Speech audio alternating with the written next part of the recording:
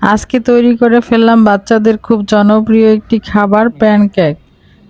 আর কেকটি দেখতেও যেমন সুন্দর এবং খেতেও সেরকমই মজা হয়েছিল। এজন্য প্যানকেকটি বানানোর জন্য আমি এখানে 2টি ডিম নিয়েছি। এখন ডিম দুটিকে আমি ভালোভাবে ফেটিয়ে নেব। ভালোভাবে ফেটানো হয়ে গেলে এখানে আমি দিয়ে দেব চিনি। চিনিটাকে আমি আস্তে আস্তে 2-3 বারে দেব।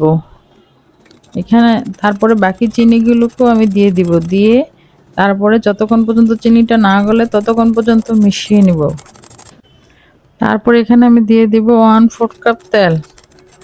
তারপর আমি তেলটাকেও ডিমের সাথে ভালোভাবে মিশিয়ে নিব। মেশানো হয়ে গেলে এখানে আমি দিয়ে দিব ময়দা।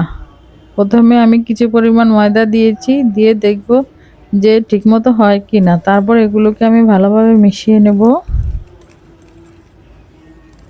এটাকে আপনি আস্তে আস্তে সময় নিয়ে ভালোভাবে মিশিয়ে নিতে হবে যতক্ষণ পর্যন্ত সুন্দর একটি ব্যাটার তৈরি না হয়। তারপর আমি এখানে দিয়ে দিব বেকিং পাউডার 1/2 চা চামচ, দিয়ে আবারও ভালোভাবে মিশিয়ে নিব। মিশিয়ে আমি এরকম একটি ডো তৈরি করে নেব, যাতে বেশি পাতলাও না একদম ঘনও না।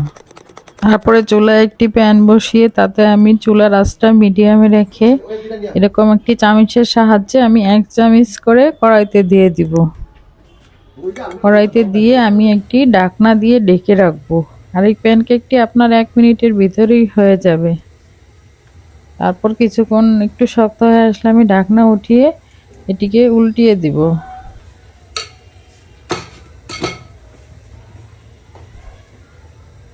উল্টিয়ে আবার আপনার কিছুক্ষণ রাখলেই হয়ে যাবে আমার প্যানকেক। এভাবেই আমি সবগুলো কেক বানিয়ে নেব। দেখুন কেকগুলো দেখতে কতটা সুন্দর হয়েছে এবং সফট হয়েছে এবং খেতেও অসাধারণ হয়েছে। আপনারা বাসায় অবশ্যই একদিন ট্রাই করবেন। ট্রাই না করলে বুঝতেই পারবেন না যে কেকটি কতটা মজা হয়। বাচ্চাদেরকে অবশ্যই একদিনে কেকটি বানিয়ে দেবেন, দেখবেন কতটা মজা করে খায় এবং কতটা খুশি হয়। আমি তো এই কেকটি আমার বাচ্চাকে স্কুলের টিফিনে এবং বিকালে নাস্তায়ও বানিয়ে দিই এবং সে খুব মজা করে খায়। যেসব বাচ্চারা ডিম খেতে চায় না তাদেরকে এভাবে বানিয়ে দিতে পারেন। আর ভিডিওটি ভালো লাগলে বেশি বেশি করে শেয়ার করে দিবেন এবং লাইক কমেন্ট করে আমার পাশে থাকবেন। আর আপনারা কে কোথা থেকে ভিডিওটি দেখছেন তা কমেন্ট করে জানাবেন। আর আপনারা আমার নতুন কোনো রেসিপি দেখতে চাইলে অবশ্যই কমেন্ট করে জানাবেন। আর আজকের মতো বিদায়, আবার আসবো নতুন আরেকটি ভিডিও নিয়ে। সেই পর্যন্ত সবাই ভালো থাকবেন, সুস্থ থাকবেন আর আমার জন্য দোয়া করবেন।